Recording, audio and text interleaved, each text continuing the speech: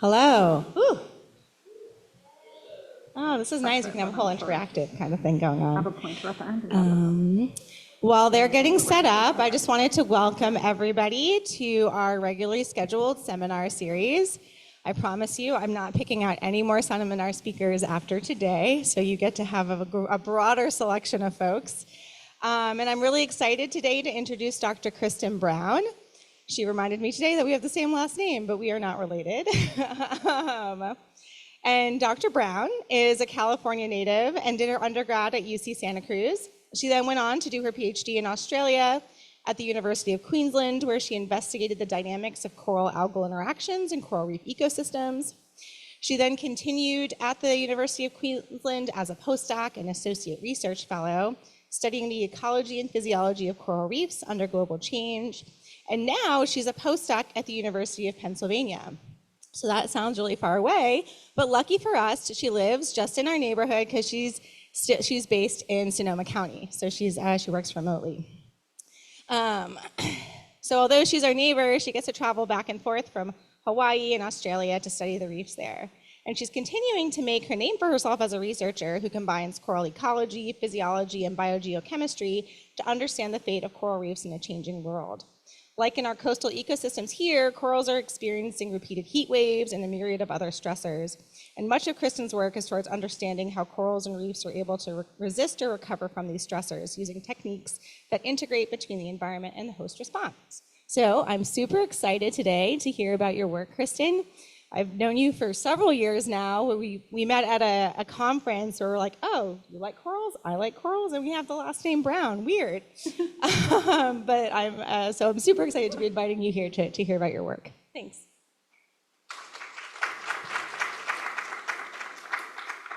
Thank you, Anya. I'm so excited to be here today to talk to you guys a little bit about some of my research, which today we'll be talking about environmental variability and how that promotes resilience, coral resilience under global change. And you'll see that I've left it as a question, so think about it as a question as we move through. It's something that I've been thinking about for the last 5 years and still might not know the answer to.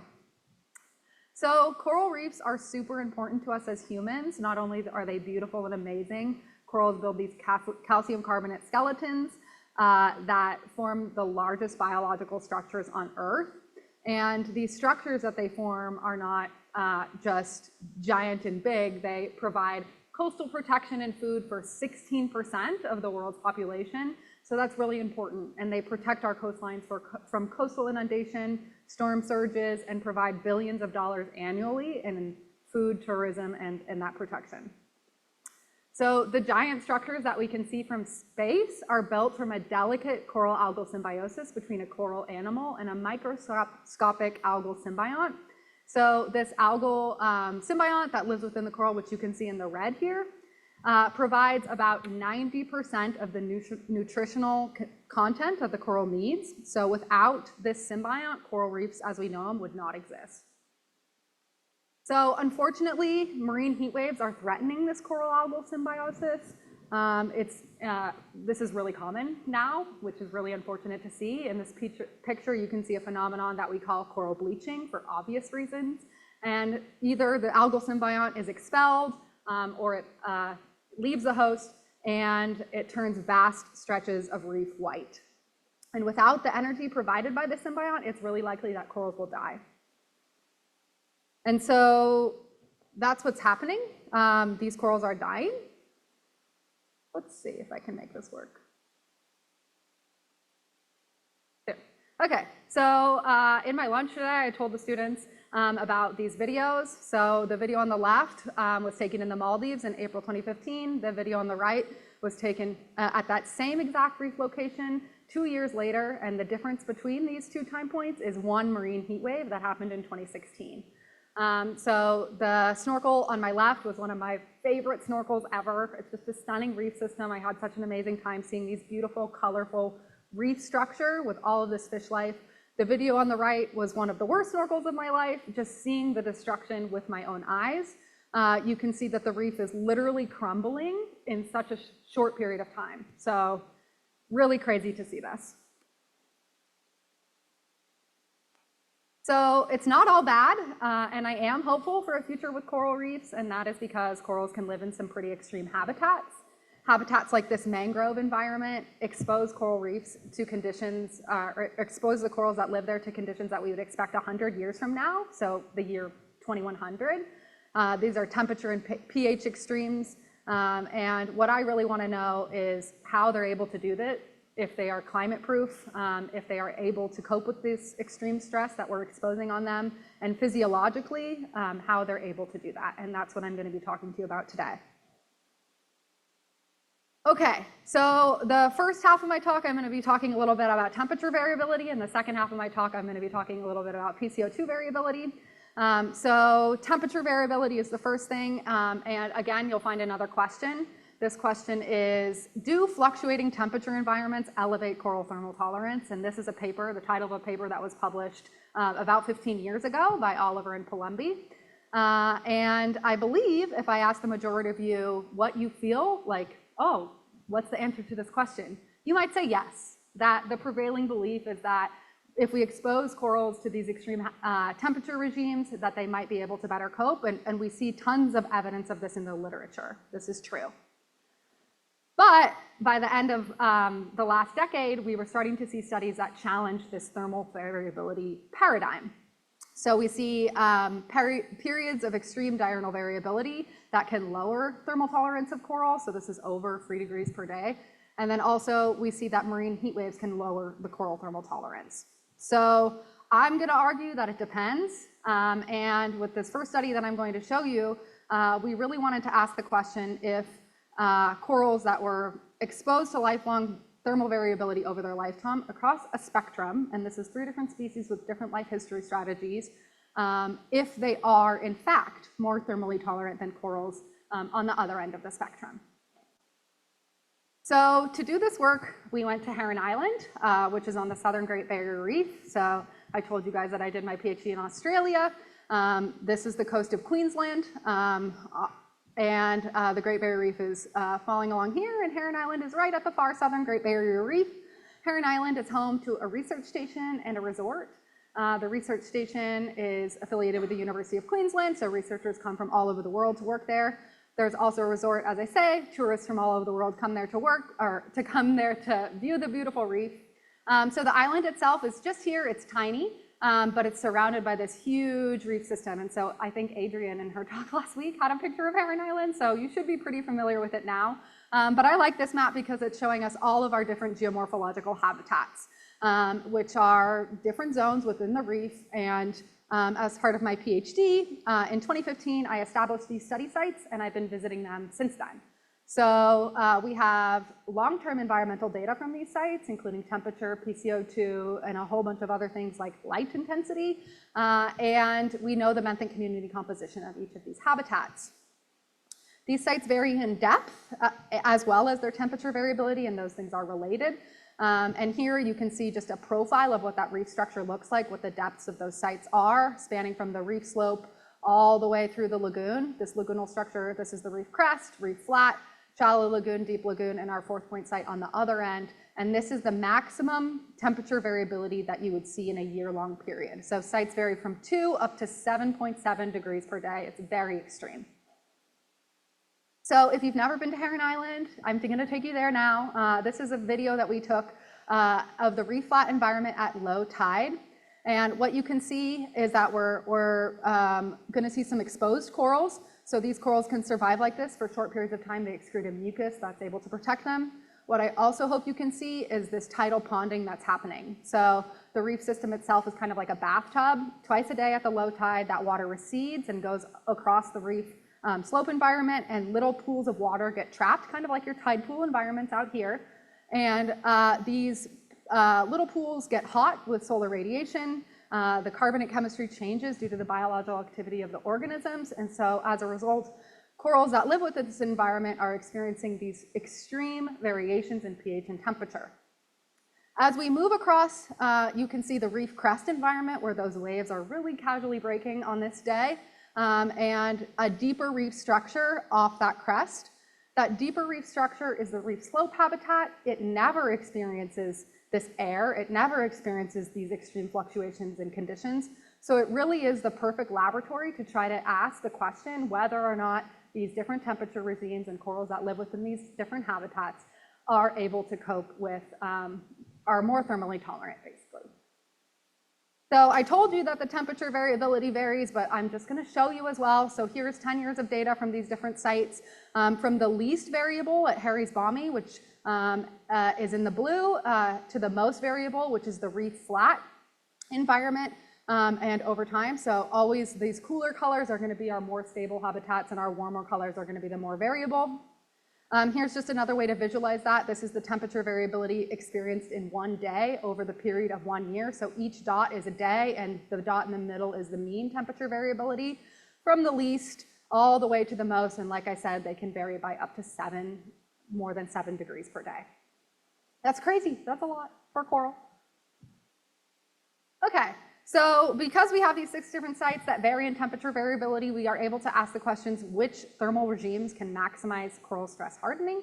And we did this by doing this short-term heat stress assay that's really popular in the literature now. This is basically an 18-hour heat stress where we went out to these sites, we collected 3 different species of corals, and we exposed them to this thermal challenge. So every day we'd go out, we'd collect our corals, we'd bring them back to Heron Island, chop them up and put them in tanks, which are basically identical genetic structure that are put into different tanks and exposed to this thermal challenge. This is what that thermal challenge looked like. So in the morning, we go out and we collect the corals, and then we put the corals in the tank, and then whoop, we expose them to these ridiculous temperatures. The ambient temperature is around the monthly maximum mean, the hottest temperature they would experience in a year at Heron Island. It's around here. And then we have a +3, +6, and +9 degrees, which is crazy to me. When we did the study, I was like, oh my gosh. And the responses were ridiculous when we exposed them to these different temperatures. We're measuring a few different physiological variables throughout this assay. The most important one is this photochemical yield, which is a measurement of the photosynthetic capacity of the endosymbiotic algae. And we're also measuring the color, which is a proxy for chlorophyll density and symbiont density. So we'd come back in the morning to take the pictures for the color. This is what it would look like in the hottest treatment. You can see that these corals are dead. That's what they are. And this is a picture of what we use to look at the chlorophyll and the symbiont density. Okay, so now we're getting into some of the results here. So this is the photochemical yield on the y-axis, and we have our temperatures along the x-axis. The way that we analyze the data from these thermal challenges is to do a dose-response curve, which you can see up here. So we have our different treatments, and we plot this dose-response curve across those different treatments. And the whole goal of this assay is to try to get this effective dose 50, which is also what we call the thermal tolerance. So the ED50 is where you generate 50% of the starting response. And here you can see the ED50 displayed with these vertical lines. For Acropora aspera, we found a range of 1.1 degrees Celsius for their thermal tolerance between the least and the most thermally tolerant site, where the corals that were the most thermally tolerant were found at the highest variability. When we look at Poecilopeira dabicornis, we're getting a bit of a bigger range, a 1.8 degree range in thermal tolerance. And you can actually see that the thermal tolerance was not the greatest at the highest variability, but actually at the intermediate variable site, the shallow lagoon. And for Porites lobata, we saw again this range of 1.4 degrees, and again that the thermal tolerance was actually greatest at this intermediate variable site. What I want to point out is that these ranges in thermal tolerance, which are within this one individual reef system, rival latitudinal differences in thermal tolerance. So because this was a standardized thermal stress assay, we were able to compare these results to other reef systems that have used this device to generate these responses. And we were able to see that along the entire Florida Reef Tract, along the entire Red Sea, along the entire Coral Sea, the range of thermal tolerance that we saw at this one reef system with less than 5 kilometers apart from one another was able to generate the same thermal tolerance, which was an interesting finding for us. Okay, so like I said, there was this hint that we saw that maximal thermal tolerance was at the intermediately variable site. It's kind of like this Goldilocks story where it's like, too little is not good, too much is too much, right in the middle is your sweet spot. So we were able to plot that thermal tolerance, those ED50s that I showed you, across the mean daily amplitude. And what we see is this like parabola response when we do it across both the mean and the maximum daily amplitude, where the vertex kind of falls right in the middle here, which is suggesting to us that the shallow lagoon has the most thermally tolerant corals. Why is that? Why are they most thermally tolerant? And we're investigating that. A graduate student, Marcelina, at the University of Pennsylvania, is leading this research where she's looking at different physiological parameters as well as different microbial reasons for why this may be. And I only have a small subset of her data at the moment to show you. So basically we have coral protein, which is a measure of energy reserves. And then we have two symbiont parameters, symbiont density and chlorophyll content. And we basically see that same parabolic response, where the corals that are at the shallow lagoon are having the greatest density of protein, the greatest density of symbionts, and the highest density of the chlorophyll A, with varying, degrees of confidence in these relationships, but a parabola nonetheless. So we're super interested to try to investigate more reasons why this could be the case, and if this holds true under marine heat waves, which was kind of our next question. So we don't really have to wait long now for marine heat waves to hit these reef systems and for us to go out there and actually observe heat stress hitting the reef. So like I told you, the heat stress assay that we did exposed them to +9 degrees, and we actually measured temperatures that were +9 above the MMM in the reef flat habitat, so they're not uncommon for what we're seeing in our severe marine heat waves that are happening. Heron Island has experienced 2 severe marine heat waves in the time that I've been working there, the last 10 years, the first of which was in 2020 and the second of which was this year. And the data that I'm showing you today is from that first event, the 2020 event. So we really wanted to figure out if the thermal tolerance that we've determined at these different sites, if that variability has primed them to cope with this heat stress, and if it's measurable at the community level. So are we seeing more mortality? Are we seeing more bleaching at these sites where there are more thermally tolerant corals? Okay, so getting more into some more temperature data. Here we're looking at 2 sites, just the most extreme and the least extreme. The least extreme is this Harry's Balmy site, and the most extreme, the reef flat. This is in a normal year, temperature data from a normal year. You can see obviously our reef flat site is a lot more variable over that time. Even in a year where there's no heat stress, we're accumulating degree heating weeks. So degree heating weeks are how we determine how much heat stress has occurred across that reef system. So we like to see those we don't like to see them, but we measure those degree heating weeks to try to understand how much heat stress was experienced. So this is data from a non-heat wave year, and this is data from a heat wave year. So at our reef slope site, we see that temperature increased above the MMM, above the MMM +1, and that allowed it to increase the degree heating weeks to around 6 at that reef slope site. You can see that we saw this really quick drop off in temperature at the location, and that was because a cyclone came through and cooled the water down. So that maybe helped the corals a little bit during this heat wave event. At the reef flat site, it was different. You can see 2 things in this figure. Is one, that the degree heating weeks accumulated higher, so there was greater heat stress, and also it became more variable during this year. And so I think that's because the way that the tides lined up with daylight hours maybe created this solar radiation that increased the variability far above what we would see in a non-heat wave year, and that was consistent across the year. So pretty crazy to see these results. What did that mean for the physiological response of the corals? So at Heron Island, the heat wave hit in March 2020, and what happened in March 2020? We had a pandemic. So we had our research technician on the island go out and take some videos. We weren't able to quantify the bleaching across the reef systems, but I think these videos speak for themselves. So on the left-hand side, we have Harry's Balmy, which is our stable site, and on the right-hand side, we have our reef flat site. What do we see here? We see in the reef flat site a pretty stark image of every single coral on the reef being completely white. On the reef slope site, it's a little bit different. We do see bleaching, but it's more isolated to certain species. So the Pholios and the plating Montipterid species are experiencing the most bleaching over here. And you'll notice the branching corals look pigmented, whereas when we look at the reef flat environment, the branching corals are completely stark white and actually starting to die. So coral bleaching was definitely more prevalent within these reef flat habitats. But bleaching doesn't necessarily mean that the corals are going to die. So what happened? We were able to go back after the pandemic in August 2020 to measure the mortality of these locations. And here's that data. I don't expect you to look at all of this, so I'm just going to move through it. And here we can see some pictures of a before, during, and an after. So again, this is our reef slope site. This is our reef flat site. Historically, our reef slope site had almost 80% coral cover. Our reef flat site had around 20% coral cover, but it's mostly sand in that habitat.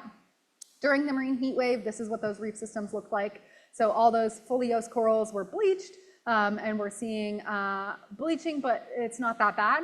Whereas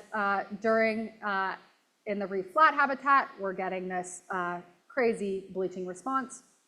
And then after the marine heat wave, this was, 5 months later, you can see that there actually is still some bleaching, meaning that those corals are still recovering from that stress.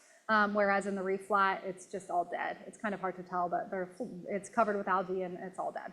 So we measured the mortality, and you can look at the total coral cover in the corner here between those two habitats, where basically we do see a dip, but it's not that significant. Whereas here we lost almost 75% of the coral within the reef flat. And I do want to point out just the branching acroporid species, where we do see this significant decline and actually, weirdly, an increase in the sites on the reef slope. So those seem to actually increase over time, reminding us that this bar is 2016 and this one is 2020, so there's 4 years in between there. So it doesn't seem like they were affected. So same species, different habitats, one increased cover and one did not. So what does this mean for the question that we asked at the beginning of this? Do fluctuating temperature environments promote coral resilience to stress? What I think there is this kind of sweet spot in the middle here. We found that the optimal coral thermal tolerance is found at the intermediate diel temperature variability. We measured during the marine heat wave that there was more heat stress, so it was disproportionately higher, so they're not quite the same. But it's a real world example of what's going to happen when a heat wave comes through these environments. It negated any sort of advantage that they had to this temperature regime. And we saw a 3 times greater loss in coral cover within the thermally variable habitats than the thermally stable. So I don't know, you can ask yourself this question later. Do thermally variable environments promote coral resilience? I'm kind of in 2 minds about it at the moment. So I would love to hear what you guys think. Okay, ocean acidification. So changing pace here and talking about my other favorite thing, ocean acidification, which it threatens the persistence of our coral reefs. Marine heat waves are not the only thing that are killing corals. Not that ocean acidification kills corals, but it makes them weaker, and we've already measured this. So we've seen a decrease in the pH of our oceans of about 20, or an increase in acidity of 26% in modern times, and many people have done experiments where they show going back in time actually promotes coral reef growth and net community calcification. So we know it's already affecting our reefs. I love this picture, or this figure from this paper in Science, which was published many years ago now, which is showing how corals forego calcification altogether when exposed with this extreme acidification stress. So you'll see the calcification, or the calcium carbonate skeleton linking all of the polyps here. This is what it looked like at the end of the experiment. They just gave up on calcification and they turned into anemones.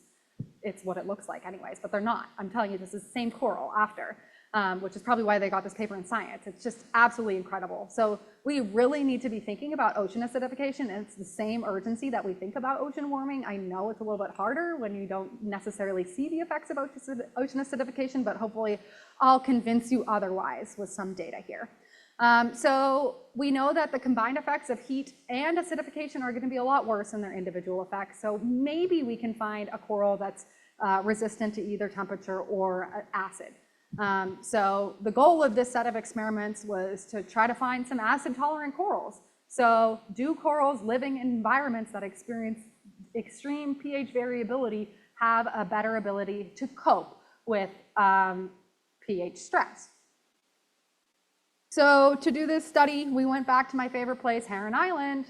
So you've seen this map before, so you could probably explain it better than I can.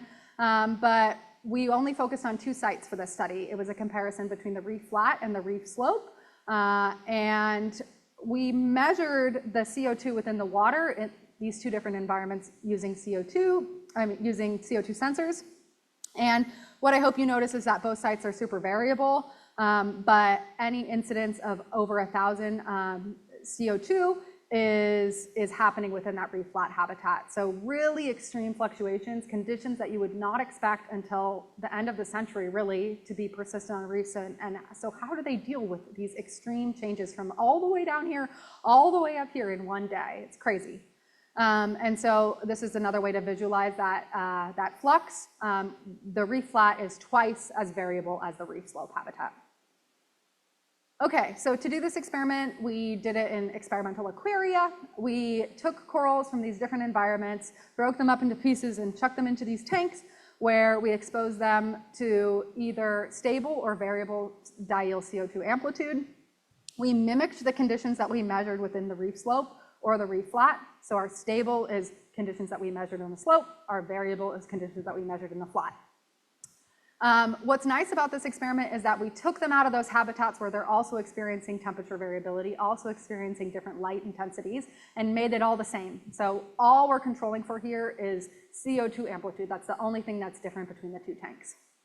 This is what those conditions look like over the course of the experiment, where you can see the stable treatment in the dark gray and the variable treatment in the light gray.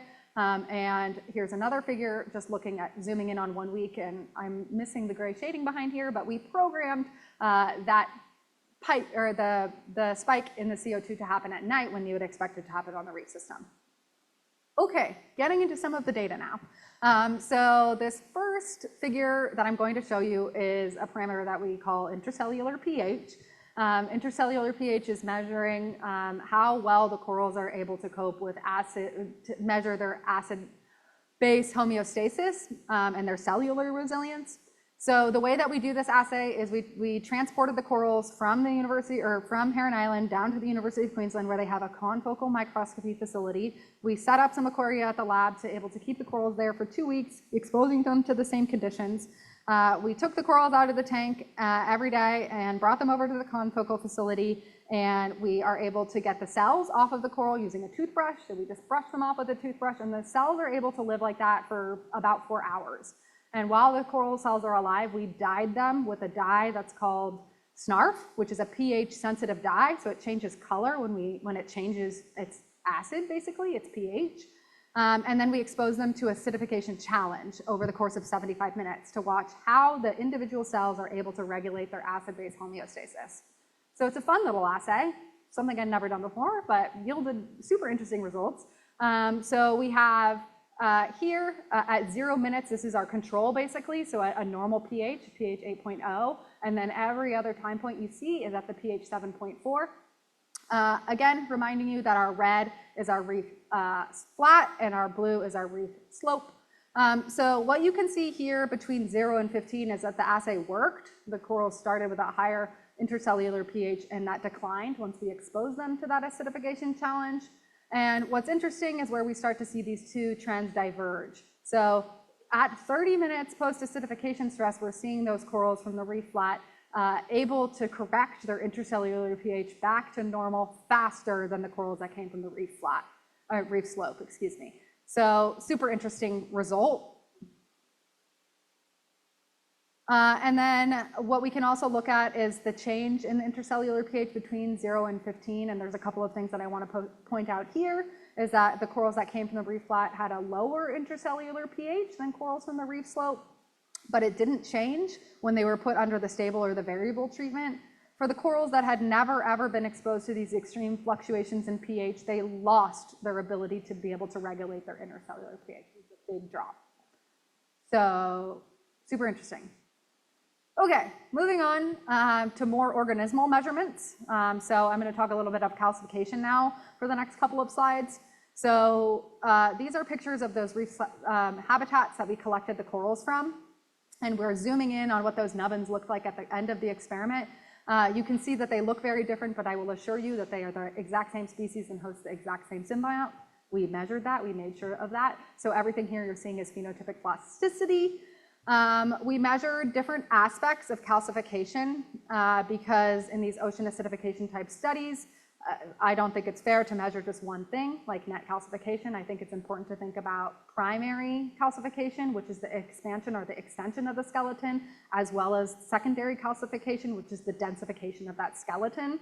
So oftentimes in ocean acidification studies, we see the density of the corals declining as opposed to maybe the surface area changing. So we wanted to measure all of these different things. So first and foremost, we're looking at our net calcification data, where we can see this huge difference in net calcification between corals from the flat and corals from the slope. But if I showed you this data, you'd be like, oh, okay, interesting, but what about primary calcification, or what about secondary calcification? And so we measured these two other parameters as well. Interestingly, when we look at the calcium carbonate densities, we see the opposite pattern, where the corals from the reef flat are much less dense than the corals from the reef slope. The reason we're seeing this is because over the course of the experiment, these measurements are measuring mostly calcium carbonate that was deposited prior to the experiment being done. So our experiment was only 8 weeks long, and we saw about 15 to 30% new growth on the coral skeletons, which means 70% of the skeleton that I'm measuring with these techniques, net calcification via buoyant weight and calcium carbonate density also via buoyant weight, this skeleton was already deposited before the start of the experiment. Where we started to see a treatment pattern was when we looked at surface area. So that primary calcification, the thing that you'd expect to see changing first.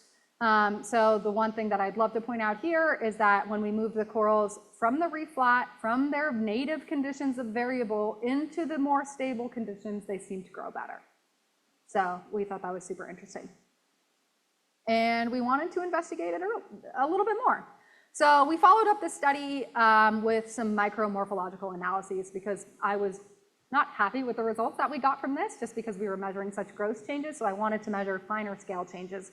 So the pictures that you're seeing here are from a scanning electron microscopy methodology, and a whole bunch of pretty pictures. I just love this figure, so I'm making you look at it. But I want us to focus on this bottom row here, where we're looking at the smallest resolution and the centers of the calcification, or rapid accretion deposits, RADs.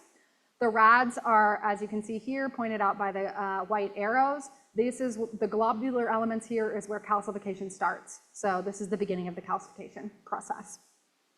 When we look at the area of the RADs, and this relationship was true for the number of RADs as well, we see the corals that came from the reef slope environment and were in either treatment didn't increase the area of RADs or decrease the area of RADs, but corals that moved from the variable into the stable conditions increased this area of RADs, which kind of matches the results that we were seeing in that changes in primary calcification, which to me indicates that they're not necessarily getting stronger, they're just growing more, I guess. So how do they do this? What kind of molecular mechanisms do they have potentially? And we wanted to ask that question as well. So this is work that has been led by Zoe Dellert, who's a PhD student in Holly Putnam's lab at the University of Rhode Island. And she taught me this analysis, and I'm showing this wonderful figure, which is looking at front loading or the constitutive upregulation of different genes. So there's a lot going on here, and these ratios are kind of hard to explain, but all we need to know is that the front-loaded genes fall in this quadrant here. So anything that's in dark gray is a front-loaded gene, so constitutively upregulated in the corals that came from these environments. And so we also wanted to look at individual biomineralization genes, and so Tali Moss and her students have come up with a list of genes that are important to biomineralization over the many studies that they've published, and there's probably a list of like 120 genes. And so we compared our front-loaded genes to those genes, and we're seeing a whole bunch of them fall in this quadrant, including some really important ones like carbonic anhydrase. And actually we see 2 isoforms of carbonic anhydrase. This one's crazy. It's all the way up there. It's insane. As well as SLC4 gamma, which is very important to biomineralization and calcification. So we were really excited by these results. And yeah, about 30% of the genes were constitutively upregulated in the corals from the reef flat compared to the corals from the reef slope, which suggests to us that that lifelong exposure to those conditions has prepared them for that stress, and then potentially moving them from those stressful conditions into more stable conditions, they're just able to they go nuts. They're like, woo, I can grow so well now because I'm outside of that stress, and it's just like a constitutive response. What I wanted to also point out here is the VST normalized gene expression when we look at the corals that came from the slope versus the flat. So obviously the ones from the flat were higher regardless of treatment, kind of increased a little bit in this stable. But really the interesting response here is the corals that came from the slope increasing their constitutive upregulation even after 8 weeks of being exposed to these new treatment conditions. So potentially this is something that corals can be primed for. Okay, so just to summarize this part, lifelong exposure to variability did promote more acidification resilient corals. There's a really strong role of the native habitat, and interestingly, when we move the corals from the reef flat into more stable conditions, they tend to do better. That included a 40% increase of those RADs, the fastest deposited areas of the skeleton. We're seeing this constitutive front loading, this constitutive upregulation of genes that are possibly enhancing, enabling the physiological resilience in these environments. And finally, we also saw this response for the acid-base homeostasis, where corals that originated from the variable reef flat had faster PHI recovery rates. So they're just better able to cope with that from the cellular to the skeletal to the organismal level. Okay, I don't know how we're doing for time here. Oh yeah, fine. Okay, great. So the last thing I want to talk about is kind of left field. This is an experiment that we've just kind of completed thinking about restorative seaweed aquaculture. So what is restorative seaweed aquaculture? Something I'm kind of interested in. It's about thinking about advancing aquaculture industries while providing restorative benefits to the environment. There's plenty of industries that do this. That includes seaweed farming. So seaweed farming can actually improve water quality. It can mitigate ocean acidification, and it can sequester carbon. And so a lot of people are thinking about seaweed farming as a way to, fix the environment, seaweeds saving the world, that kind of stuff. So I was thinking about that in like a bit more applied approach of can seaweeds help corals? And this experiment, we asked the question, does seaweed coral increase coral resilience to climate stressors? So this experiment was done in collaboration with the Coral Resilience Lab at the University of, or at the Hawaii Institute of Marine Biology, and was led by Cameron, who is a research technician there. And you can see our experimental setup here of our different corals. We basically were looking at a species of limu, which is what they call seaweed in Hawaii, that is aquacultured at a native Hawaiian fish pond, the Waikoloa fish pond. They've been aquaculturing seaweeds there for 350 years. And we were able to take some of their aquacultured seaweed to use in our experiment, and as well as measure the conditions within their facilities and how big volumes of seaweed actually aquacultured at scale is alternating the common chemistry of water. Here's just what the tank with seaweed looked like. Also a technique that they use to culture the seaweed is this tumble culture, where it's just rolling around in there. That's the way it likes to grow. It likes to be a little bit darker. And we had all of our corals on top. What you'll notice is that the corals are not touching the seaweed. We know they don't really like that. Both Anya and I have done some work on that. But we really just wanted to see how the seaweed is changing the carbonate chemistry of the water. And is the seaweed sequestering nutrients that are potentially bad for the corals? And we looked at corals that were both adults, so these full nubbins, and then on these little plugs here, which are kind of hard to see, there's juvenile coral recruits on CCA, and we also measured the baby corals. Okay, so this is that seaweed, our beautiful Gracilaria species, and then you can see our little coral recruits here.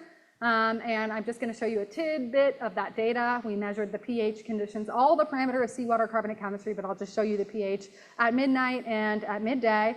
And basically what we can see is at night, there's no difference between corals or the seawater that either has limu or has no limu. But in the middle of the day, we see this 1 unit difference in pH, which was super interesting to see. Obviously makes sense. The biological activity of the seaweed is elevating the pH of the seawater by 0.1 unit, which should have an effect on the coral growth. This is preliminary data looking at the survivorship of the juvenile corals across the course of the experiment.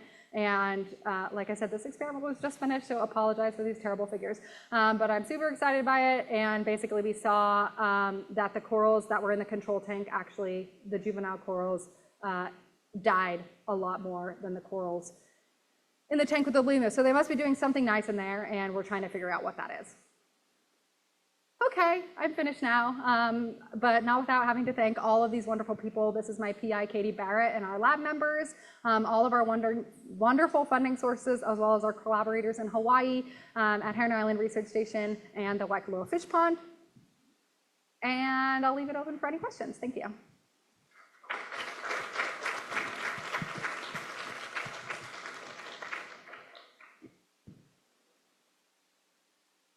We'll start with questions in the room, and then we'll move. I'll be also monitoring questions online.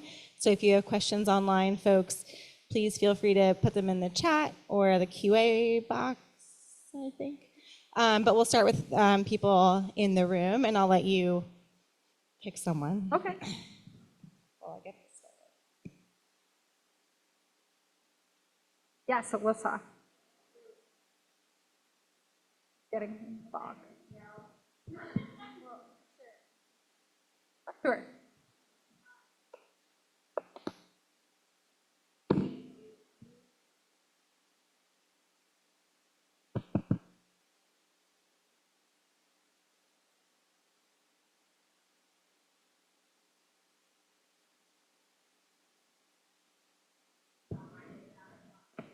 Kind of contrary findings. So Sure. I think I know the paper that you're talking about. So it just came out in like June. Yeah, Yeah. Alyssa asked the question if I had seen a recent paper that was published showing that macroalgae has no buffering effects on corals, I guess it was. Is this Steve Dew's paper? Yes.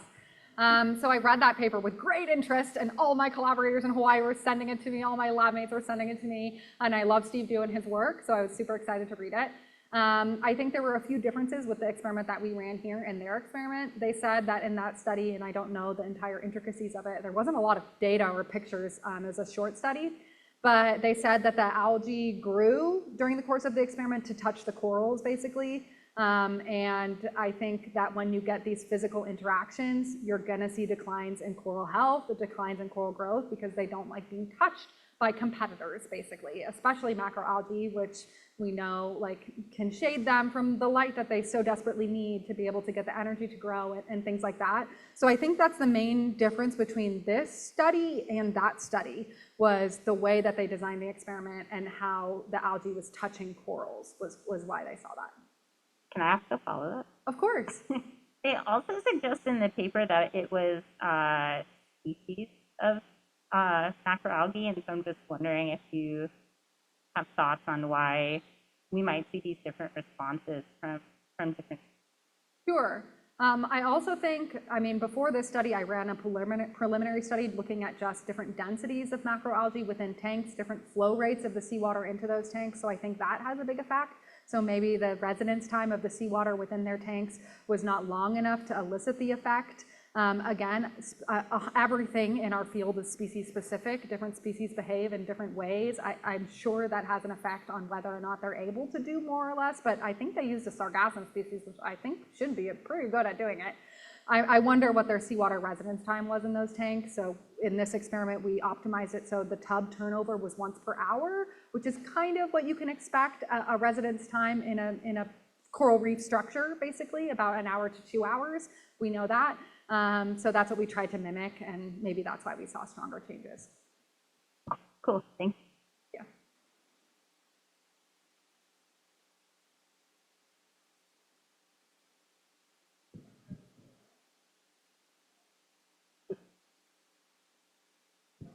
Hello. Great talk, Kristen. Super interesting results that you had. I think that the symbiote community that corals have are super cool. So I was kind of wondering about whether you've seen any relationship between the symbiont, either species that are associated with certain coral species, and whether there's any relationship between, kind of the symbiont species and the heat tolerance of that species. So is there any?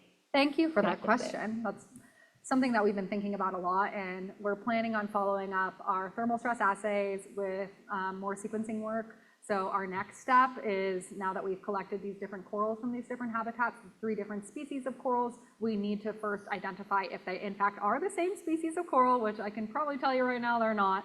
as well as if they host the same symbiont. I'm a lot more confident in Polyslopra damicornis because I've worked with it in the reef system. I know what the different species of Polyslopra look like and where the different symbiont communities live within that reef. So I'm most confident in that data.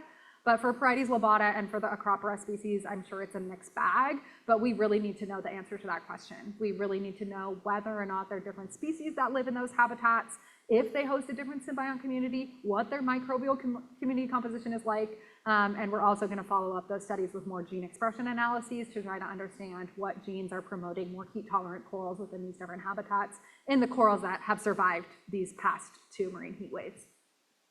Awesome, thank you.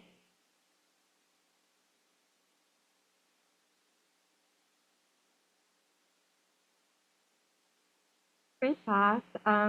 I was curious about the temperature variability experiment and how the corals did better at that intermediate variability. And I wondered if there was any role of kind of a potential trade-off between thermal tolerance and plasticity, and if maybe animals experiencing that like intermediate variability were more thermally tolerant because perhaps they're less plastic. Yeah, I wondered if you thought about that at all. That's an interesting question and something that I haven't really thought about. In terms of plasticity, do you mean like the way that they grow or the way that they compete or something like that? Could be, or even just plasticity in their thermal tolerance. Sure. I think you would have seen in some of the figures that I've shown that there was a lot more variability at that site. So obviously we did see higher thermal tolerance there because some were so high, but also some were lower. So the plasticity and the thermal tolerance is a real thing, and whether or not that's because there's different species that we sampled or not. I will say that the shallow lagoon is a very, very unique place at Heron Island, which only has about 3% coral cover historically. So it's literally just sand. And then you get these seasonal blooms of macroalgae that come in. It's amazing that corals even live there. And also I wonder a little bit about like the dispersal between the coral populations there, or whether they're all just clones of one another, especially these Polyslopra species. They look so beautifully purpley pink compared to some of the other ones, which normally is due to like a host pigment that they have Polyslopra in. So I don't know. There could be a number of different things that are contributing to that, but that's something I'm going to think about more. Thanks. Cool, thank you. Really cool talk. Thank you so much. I had a question about kind of just thinking about like the mechanistic connection between their intracellular pH control and like active calcification, since I know that like hot topic of like actually trying to figure out how calcifiers calcify like more like in like the deeper mechanism of that. So yeah, just your thoughts on that. Sure, they're very interconnected processes. So the genes and stuff that are involved in intercellular acid-base homeostasis includes carbonic anhydrase, which is one of the genes that we saw constitutively upregulated, and also we saw that increase in biomineralization. So I think that they're very similar processes, the way that we rid those channels and those pumps that pump all that acid out of the coral cells, and the way that that promotes calcification. I think that they're linked. Sorry, follow-up question. Sure. And also like curious about how like I've also heard about how like people see this like upregulation as like this excessive calcification under that stress, like almost as a way to like protect themselves. Mm-hmm. And like what are your thoughts on like the implications for the rest of their like metabolism and what other like parts, like if they're pulling from different energy reserves to be able to maintain that? That's Your thoughts? a really nice question, and I think about it a lot.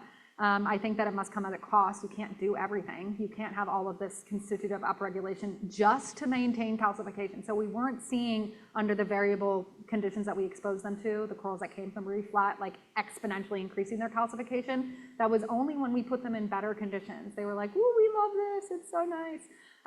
So I do think that they must have trade-offs, and we do see that those corals are a lot less dense. So they're just growing out.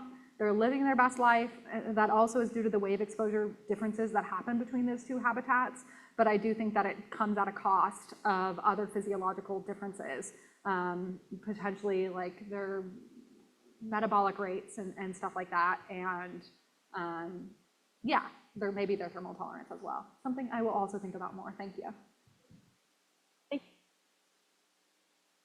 Okay, we have, ooh, hello. We have a question from online. What are the benefits of aquaculture from Samuel Yang? And I think that that's talking about your last story. Sure. So the United States is quite behind in seaweed aquaculture. We know from a lot of like Southeast Asian countries that aquaculture at scale can really help water quality conditions, especially in eutrophic environments. So we've seen huge aquaculture facilities in China decrease harmful nutrients in the water, eutrophied nutrients in the water. So that's one of the biggest benefits of aquaculture, at least on reef systems in tropical environments, is getting rid of that eutrophied, gross water that the corals don't like. Another benefit is altering the seawater carbonate chemistry, where we can see these huge changes in pH throughout the day. And I hope I kind of convinced you that those changes in pH might be important to calcification of corals. And also for humans, it's important to think about having food sources. Algae is not just a food source, it is also a fuel, it's a pharmaceutical, it's so many things that are super important to us as humans, and we really do need to think more seriously about getting into the aquaculture game and maybe combining it with things like coral restoration. And in Hawaii, it's a super amazing place to think about these questions, where they've been practicing these aquaculture practices for longer than America has been a country. So they have this great background and understanding of how that aquaculture influences their local environments and benefits them.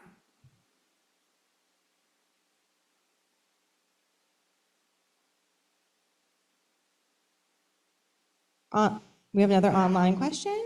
Are there any coral reefs in the world, despite global warming, that you would describe as healthy? Healthy. Okay, yeah. At all. My PhD advisor, Ovo Goldberg, is embarking on this project called 50 Reefs, where he wants to save reefs 50 reef systems in different countries around the world that are historically have shown resilience to different stressors. And so what he wants to do is go out to these systems that we've used modeling to determine that they're not going to be as impacted by marine heat waves, and go there and have the local communities reduce local stressors. So we can do things like improve the water quality, reduce eutrophication, reduce sedimentation, and help the corals. And so I do think there's hot spots of hopes out there. And I think Palau might be one of them. I've heard of this amazing place, seen beautiful photos, never been there.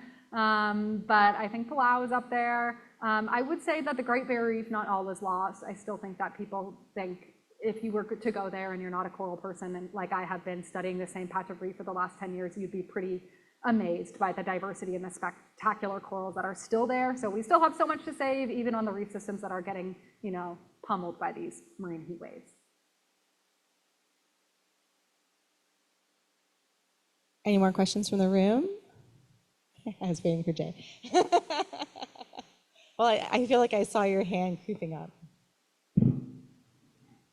Thanks. So you talked a little bit about both ocean acidification and thermal stress.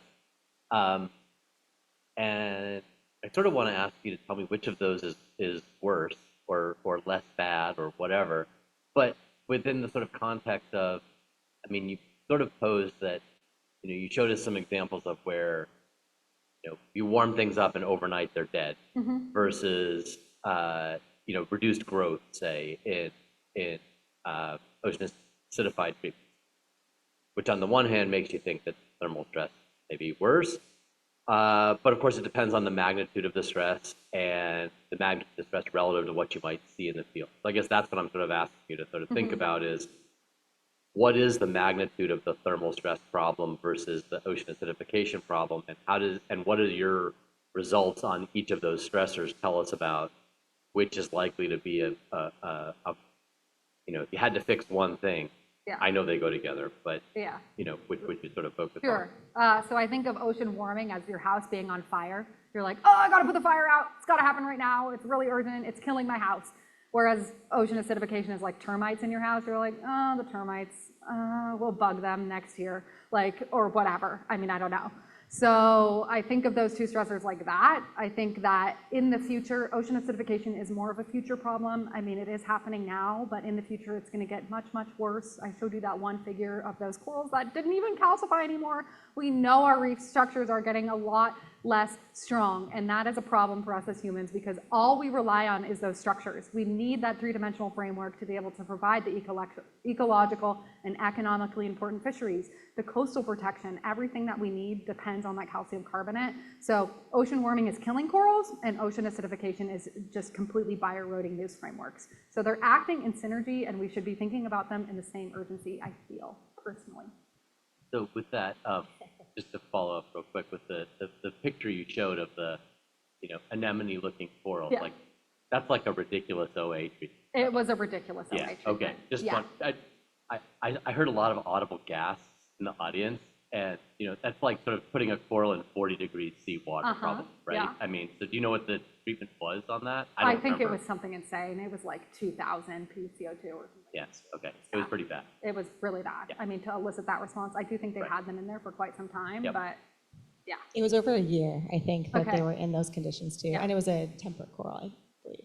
I have a question actually based somewhat on what Jay was asking and thinking about your reef flat sites, which both experience high extreme variability in temperature and variability in pH.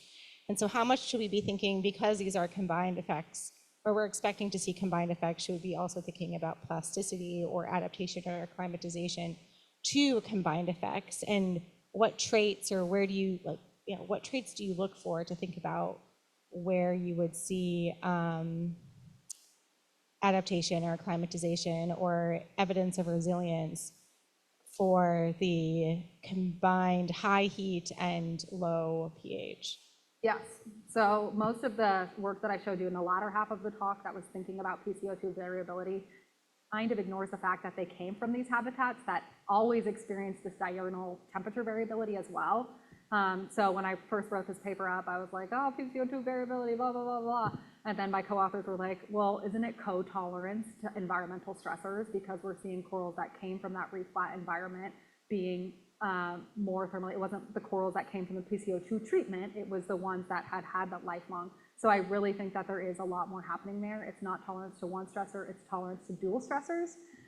So we saw that the PCO2 increased the gene expression, they have this front loading, and not only that, they were 1 degree more tolerant than the corals that came from the slope. So there is a co-tolerance there that they've achieved over time. And whether that comes at a cost to them being able to survive when they get hit with a marine heat wave, maybe.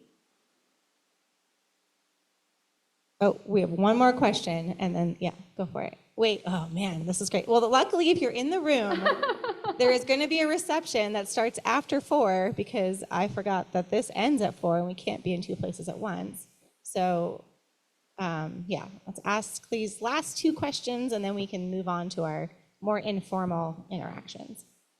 I was just wondering if pH resilience and variability is something that can be looked closer through gene expression. Yes, absolutely. I think we can learn a lot from gene expression studies. Unfortunately, it's hard to work with corals. It's hard to get their RNA and their DNA out.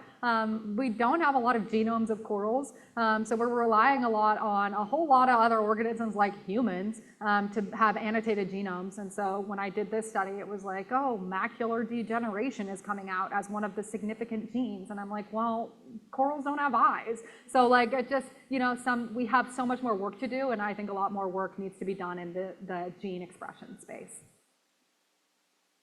About the data that you collected for regards to the question of two. Sure. How do you foresee that being applied on a large scale? Like, if that's worth picking up fields, how do you see that happening?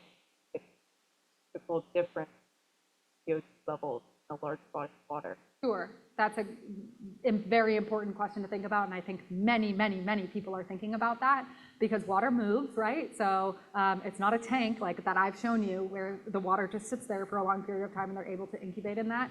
I think specifically for Hawaii, where we were working, these native Hawaiian fish ponds are small areas of water, so if they were to be able to restore those back to their original conditions and grow the seaweed within those spaces, I feel like the residence time in an area like that would be great enough to promote coral resilience in a small area if you're also able to put the corals back in there. But unfortunately, these Hawaiian fish ponds have been completely degraded by, sewage outflow and all this stuff. So it's about, we have a lot of work to get them back to the place where we can put corals back, grow the seaweed like they used to always do.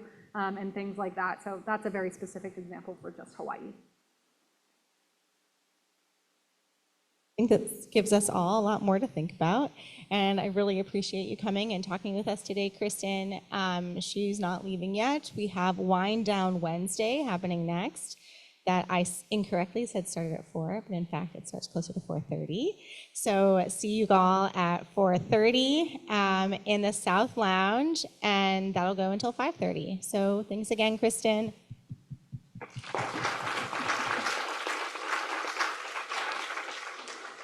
And thanks for joining us online, everyone. Bye-bye.